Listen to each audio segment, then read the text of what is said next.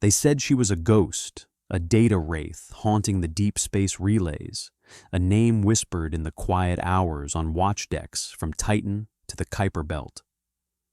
They said Captain Alara Vance had died with her ship, the Odyssey, consumed by a silence that had no name. For 5 years, she was a memorial file, a decorated line in the fleet's digital archives, a cautionary tale for cadets. They thought she was dead, a memory etched in valor and loss. They were wrong, and the proof came not in a transmission or a resurrection, but in a single, perfectly calculated shot from the bridge of a forgotten station. A shot that was not a weapon, but an answer. A note of music that shattered an apocalypse. The silence aboard Station Aegis was not an absence of sound, but a presence.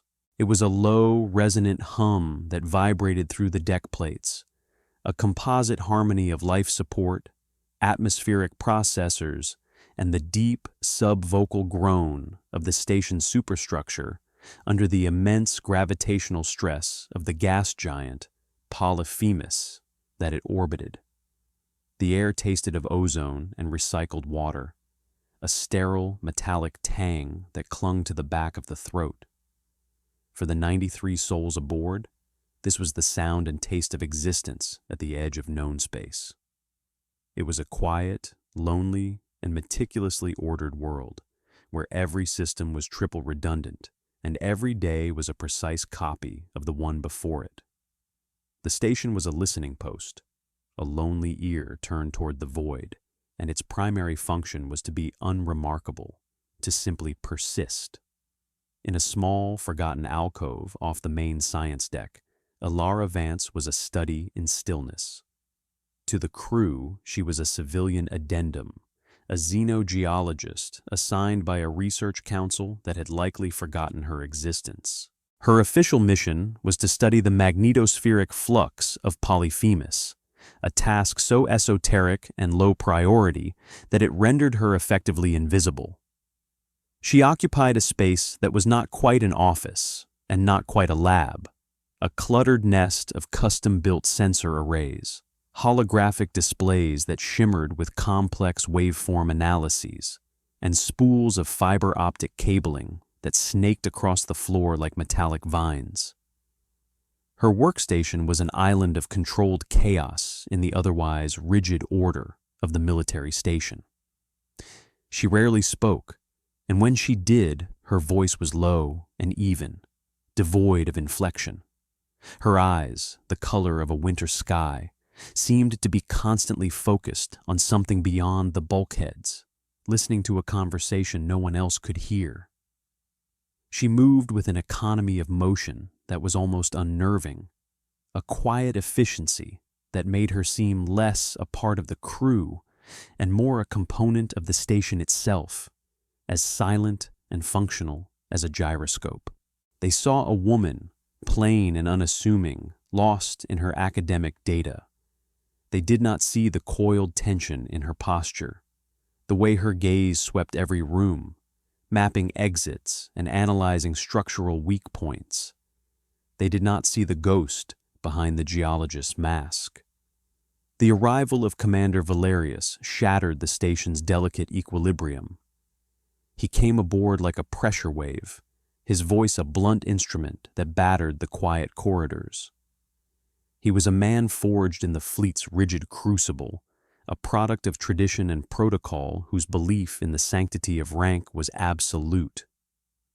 His uniform was immaculate, his posture a ramrod of institutional pride, and his face was a mask of stern disapproval for the laxity he perceived in the station's quiet professionalism. He saw Aegis not as a delicate scientific instrument, but as a sloppily run outpost in his new sector command. He conducted inspections with a furious energy, his criticisms loud and public, his presence a constant grating friction against the smooth operation of the station. He was a man who measured worth in decibels and salutes, and in his world, silence was weakness and contemplation was insubordination. He was, in short, a creature of noise in a place built on listening. The confrontation was inevitable, a collision of two opposing philosophies. It happened during his first official command briefing in the station's operations center. The room was a tiered amphitheater of consoles and displays, the air thick with the hum of processing cores. Valerius stood on the central dais, basking in the glow of the main tactical display, a projected map of their sector. He went through the duty roster, his commentary a running series of critiques. Then, his eyes landed on Alara, who sat at a small auxiliary console in the back, her attention on a cascade of numbers flowing down a private screen. "And you," Valerius's voice boomed, the sound unnaturally loud in the acoustically dampened room. "Dr. Vance, the civilian." He said the word civilian as if it were an epithet. Alara's fingers did not stop their slow, deliberate dance across the holographic interface. She did not look up immediately, completing a command string before her head rose. Her eyes met his across the room, calm and unblinking. "Commander," she acknowledged. Her voice was a quiet stone dropped into the turbulent waters of his ego. "I have reviewed your station mandate," he announced, projecting his voice to every corner of the room, ensuring everyone was a witness to this public dressing down. "You are tasked with studying subsonic lithospheric resonance patterns within the gas giant's core." He paused for dramatic effect.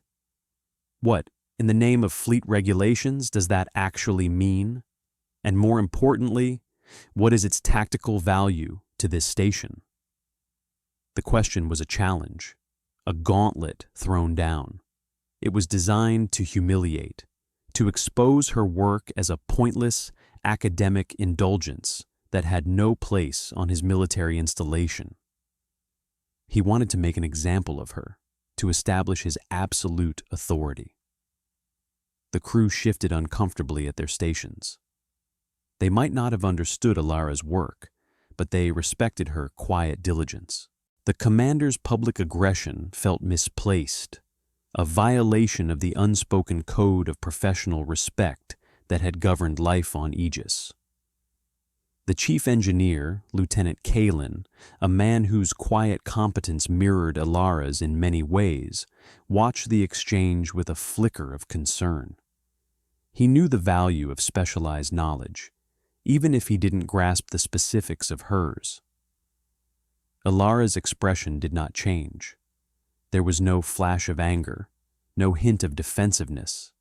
She considered his question not as an insult, but as a data point. Her response, when it came, was as precise and unemotional as a line of code. "Commander," she began, her voice still level, cutting through his manufactured tension with clinical precision. "My work involves the analysis of low-frequency energy propagation through dense, non-solid matter. It has applications in long-range subspace sensor calibration and the detection of cloaked energy signatures that operate below standard scanning frequencies. My current data collection is pursuant to Fleet Science Directorate Protocol 7 Delta. All my findings are logged and transmitted in accordance with that directive." She did not defend the value of her work. She simply stated its function and regulatory compliance. It was a response so devoid of emotion, so utterly factual, that it offered Valerius no purchase. He had expected an argument, a flustered defense he could tear apart. Instead, he got a recitation from a manual. He was left standing on the dais, his rhetorical weapon having passed through her like she was, in fact, a ghost. The silence that followed was heavy, punctuated only by the soft hum of the computers. Valerius's face flushed a deep crimson. He had been neutralized, not by defiance, but by a quiet statement of fact.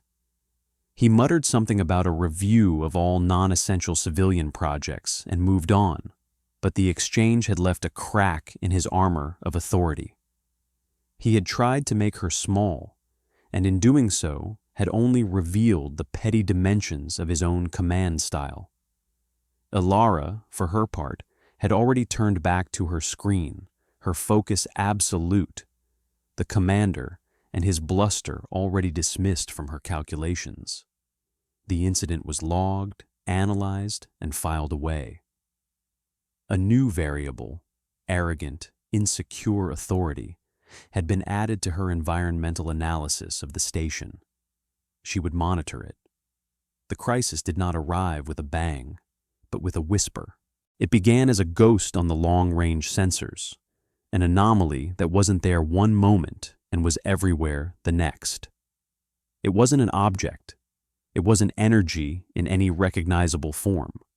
It was a signal, a single, impossibly pure sine wave that resonated from the heart of the void. Before the sensor technicians could even classify it, it struck the station. There was no explosion, no kinetic impact. There was only a sound, a deep, bone-jarring hum that was felt more than heard, a note that vibrated in the fillings of their teeth and in the marrow of their bones. Then the screaming began. Not from the crew, but from the station itself. Alarms blared, a cacophony of shrieking alerts for every conceivable system failure.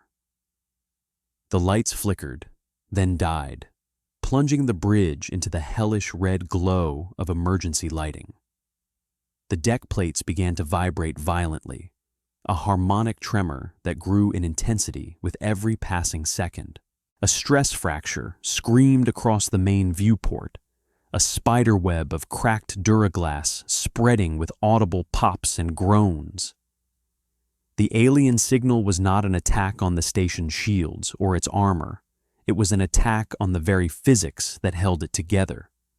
It was a resonant frequency weapon, a finely tuned wave of energy designed to find the specific harmonic at which the station's molecular bonds would simply cease to hold. Aegis was being unmade, shaken apart atom by atom. Commander Valerius reacted exactly as his training dictated. His voice, now strained but still loud, barked a stream of textbook commands. Full power to shields, evasive maneuvers, full thrust, damage control teams, report, arm all defensive batteries, and target the source of the emission.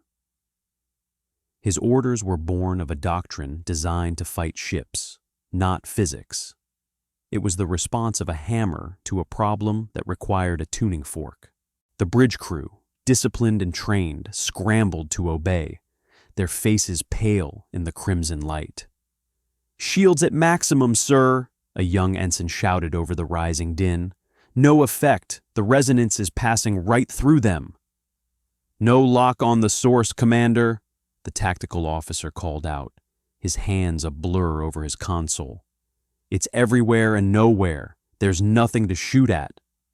On the main screen, a schematic of the station was flashing red.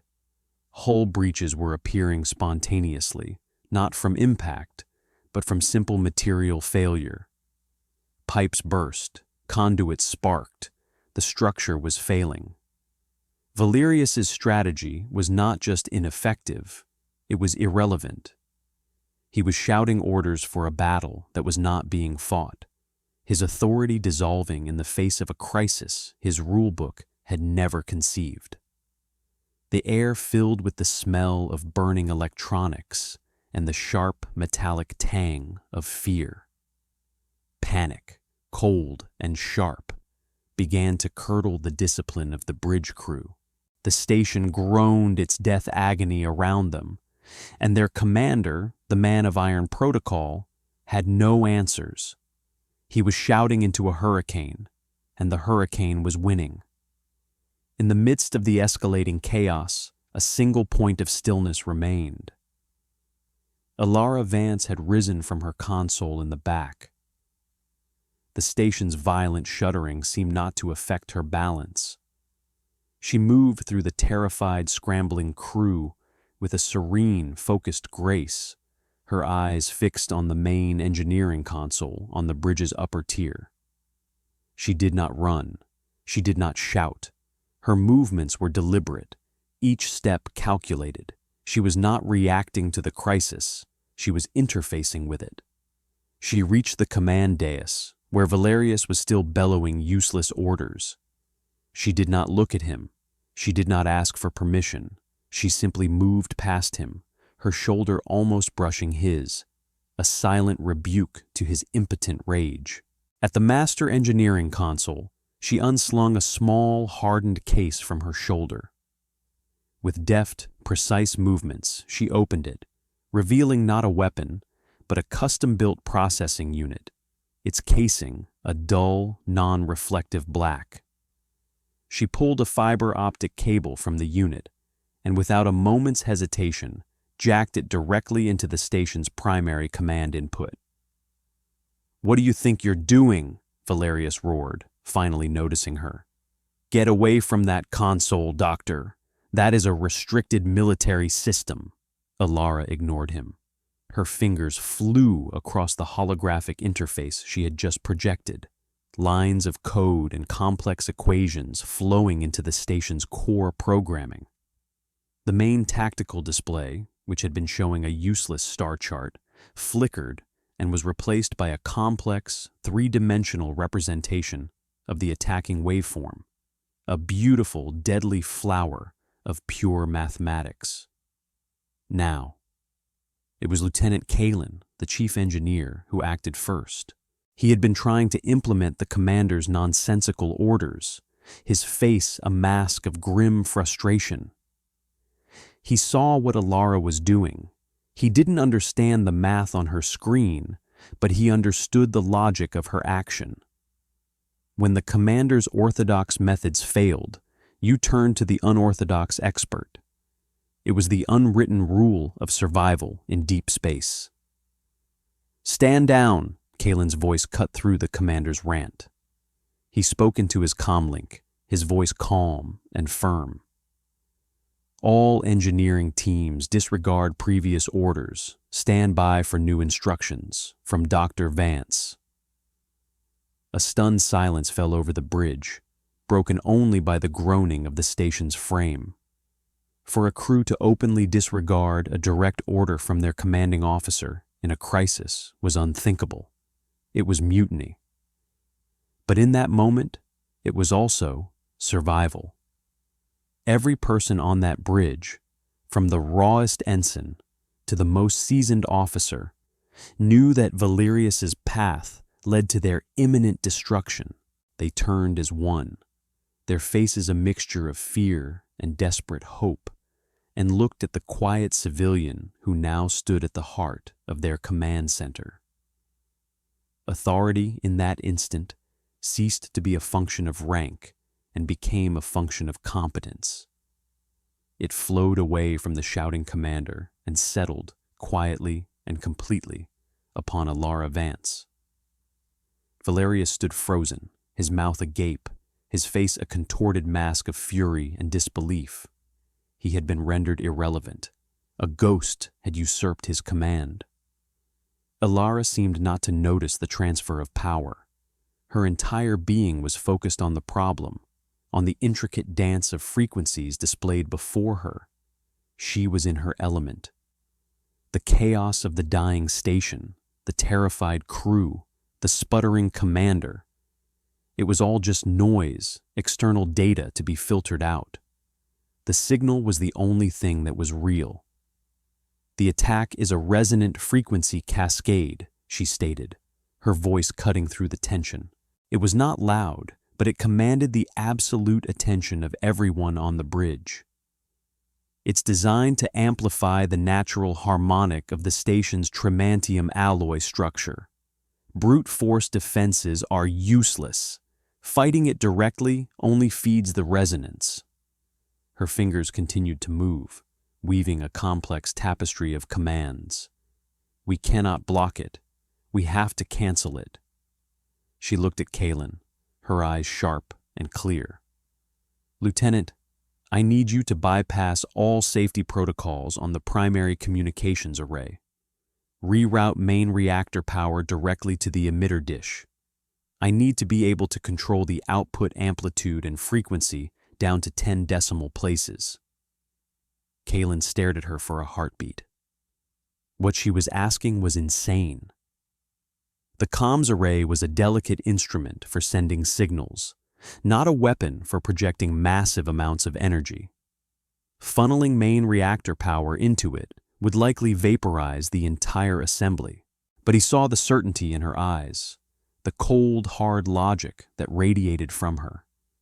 He nodded once, a sharp, decisive movement. "Acknowledged," he said, turning to his own console. "Rerouting power now. Safeties are offline. The array is yours." "You'll destroy us all," Valerius finally found his voice, a high-pitched shriek of panic. "That's a violation of every protocol." No one listened. The crew of the bridge had made their choice. They moved with renewed purpose, following Kaylin's lead, executing Ilara's preparatory commands. They were no longer the commander's crew. They were hers. Ilara's plan was one of breathtaking elegance and terrifying risk. The enemy was singing a song that was shaking their world to pieces. She intended to sing back, a single perfect note of counter-vibration that would meet the enemy's wave and erase it from existence. To do that, she needed more than just the station's comms array. She needed a lens, something to focus her counter-frequency with impossible precision. She found it in the very thing she had been studying for months. "I'm using the magnetosphere of Polyphemus as a focusing lens," she explained, more to herself than to the crew. Her eyes traced the complex energy field lines on her display.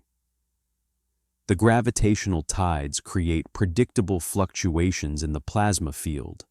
If I time the pulse to coincide with a magneton cascade, I can use the planet's own magnetic field to contain and direct the resonance. It was a calculation of such complexity that it bordered on precognition. She had to account for the station's orbital velocity, the energy fluctuations of the gas giant, the exact frequency of the attacking signal, and the power output of her makeshift weapon, all in real time, while the world was literally falling apart around her. It was a feat that no standard tactical computer could even attempt, but Ilara was not a standard computer, so she was something more.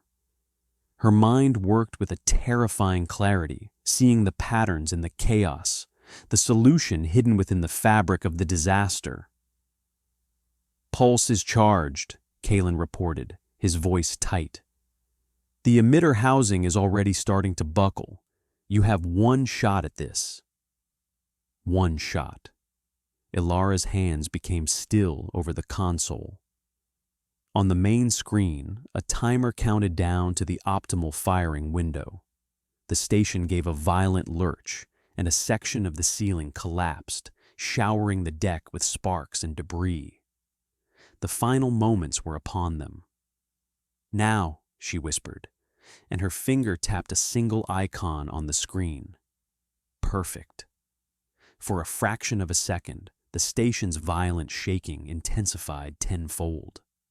A deafening, high-frequency shriek tore through the bridge, a sound of reality being rent asunder. It felt as if the station had been struck by the fist of a god. The lights died completely, plunging them into absolute blackness.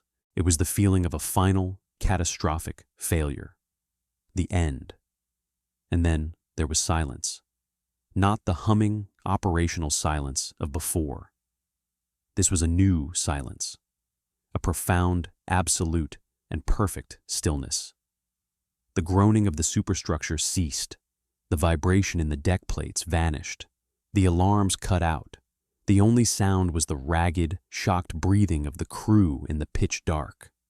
The attacking signal was gone. The resonance had been canceled. The song had been answered. Emergency lights flickered back on, casting a pale, ghostly white glow over the scene. The bridge was a wreck. Consoles were shattered, debris littered the floor. But the crew was alive. The station was holding. They had survived. They all stared in stunned disbelief at the unassuming woman standing before the main console. She stood there, her hand still resting on the screen, her expression as calm and unreadable as ever. She had stared into the abyss and had not blinked. Into this profound silence, a new sound emerged. It was a soft, polite chime, the sound of an incoming Priority 1 transmission. On the auxiliary communication screen, a single line of text appeared. Incoming transmission, Admiral Kane, Fleet Command. The bridge crew stared at the screen, then at Valerius. Protocol dictated that the station commander answer a transmission from Fleet Command. But Valerius was no longer the commander. He stood by the shattered viewport, a broken man, his face ashen. He seemed to have aged a decade in the last 10 minutes. He did not move. Kalen looked at Alara. She gave a slight, almost imperceptible nod. He straightened his uniform and stepped forward. "Open the channel," he ordered. The face of Admiral Kane materialized on the screen. He was an old man with eyes that had seen too many wars, his face a roadmap of difficult decisions. He looked out from the screen, his expression grim. He surveyed the damaged bridge, his gaze lingering for a moment on the stunned form of Valerius. But he did not address the commander. His eyes found Alara, standing quietly by the console. A flicker of something, relief, respect, sorrow, passed across his stern features. "Spectre," the Admiral's voice was a low, tired rumble, but it carried the weight of absolute authority. "Report." The name hung in the air, electric and impossible. Spectre, a code name from the fleet's deepest, most classified archives.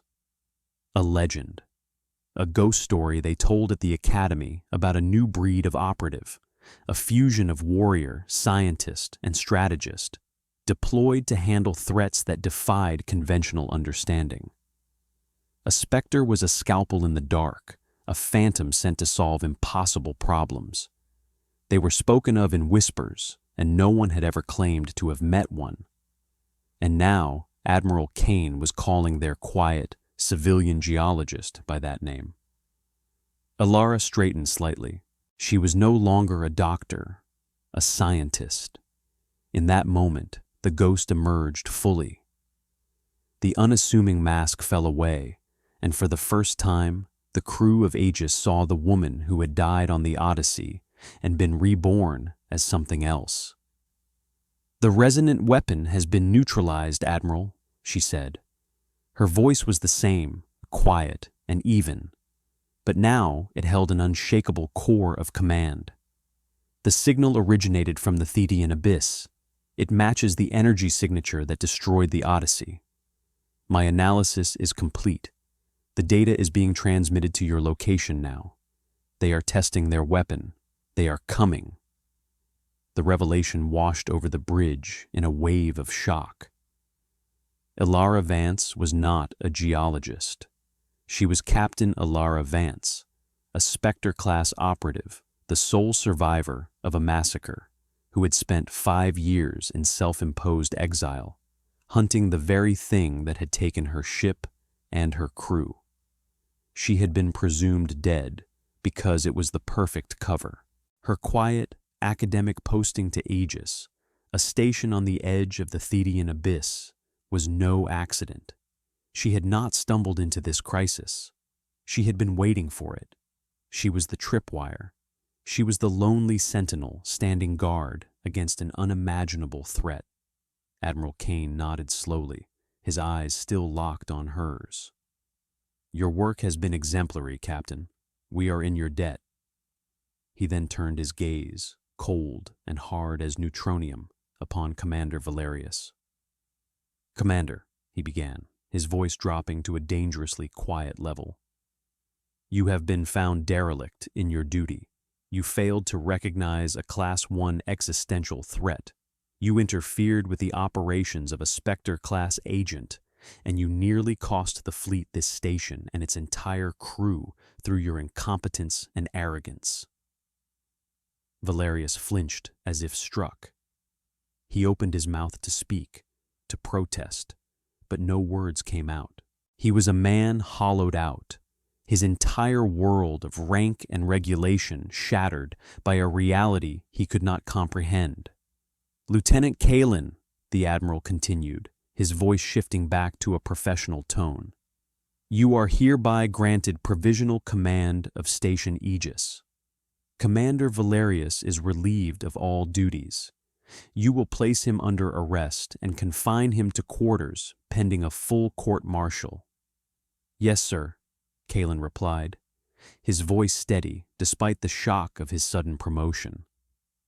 He motioned to two security officers, who moved toward Valerius. The former commander did not resist. He allowed himself to be led away, his head bowed, a man utterly and completely humbled, his authority not just stripped from him, but proven to be an illusion all along. His fall from power was absolute, a quiet, ignominious exit that was the perfect counterpoint to his loud, blustering arrival. A new order settled upon the bridge of Station Aegis. It was a quieter, more focused order.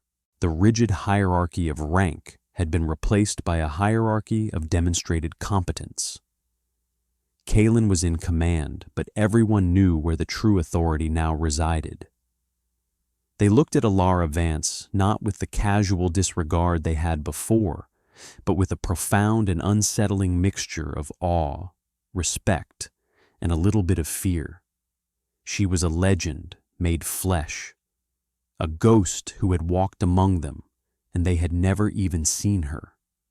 She had saved them all, and they did not even know her name until it was spoken by an admiral half a galaxy away.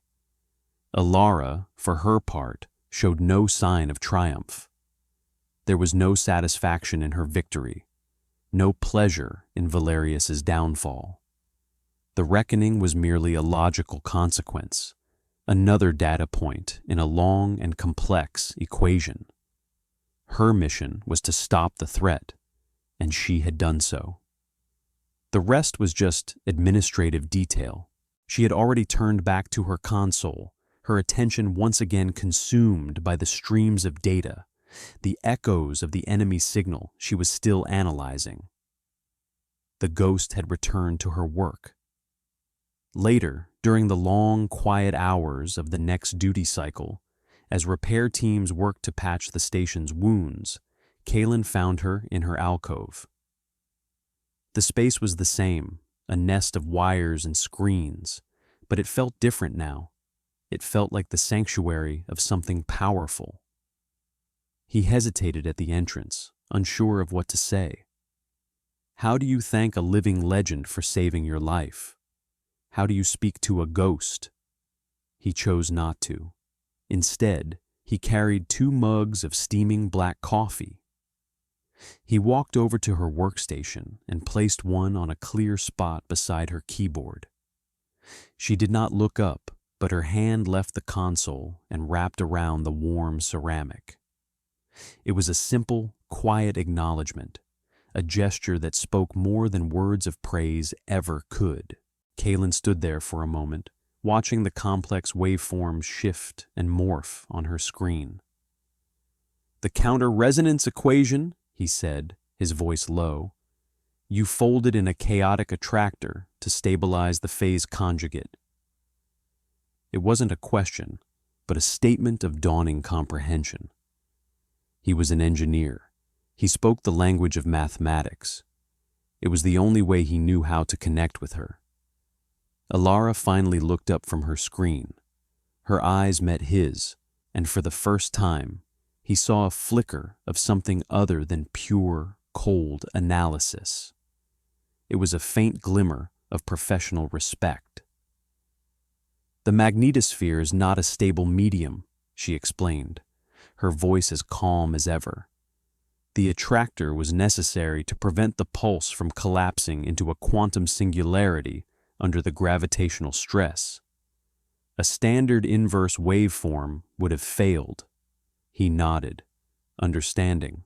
It was a conversation between two competent professionals, a communion of shared knowledge that transcended rank and legend.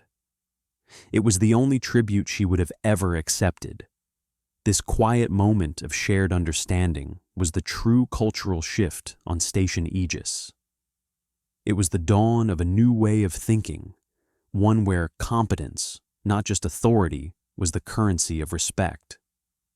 A day later, a small, unmarked courier ship, a Whisper-class vessel with a hull that drank light and emitted no detectable energy signature, docked with the station.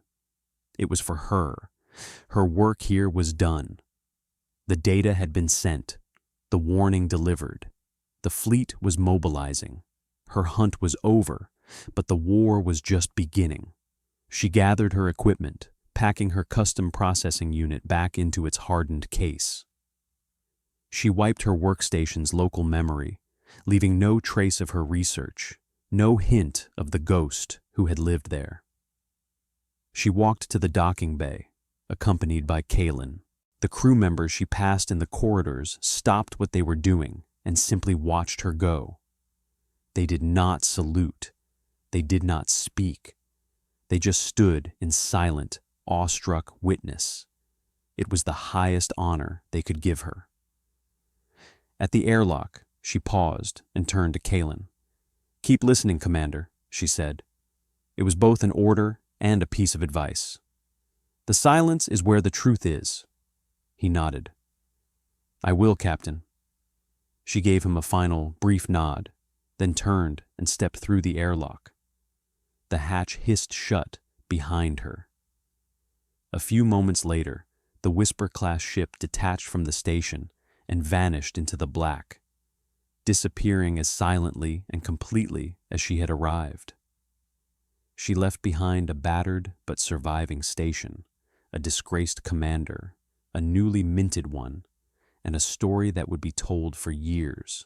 A legend had passed through their lives, a quiet professional who had reminded them that the most dangerous weapon is a focused mind, and that true authority is not claimed, but earned in the crucible of a crisis. She was a ghost again, a specter moving through the dark spaces between worlds, her purpose fulfilled. She did not seek recognition or command. Her victory was not in the accolades she would never receive, but in the continued humming existence of a station that still orbited its gas giant, its crew alive to face another day. Her legacy was the silence that followed the storm she had single-handedly quelled, a profound and peaceful quiet bought with 5 years of patient hunting and one perfect, impossible shot. She was the guardian they never knew they had, a silent note of reason in a universe that was descending into the chaos of a new war. And out there, in the deep, listening dark, she was still on watch.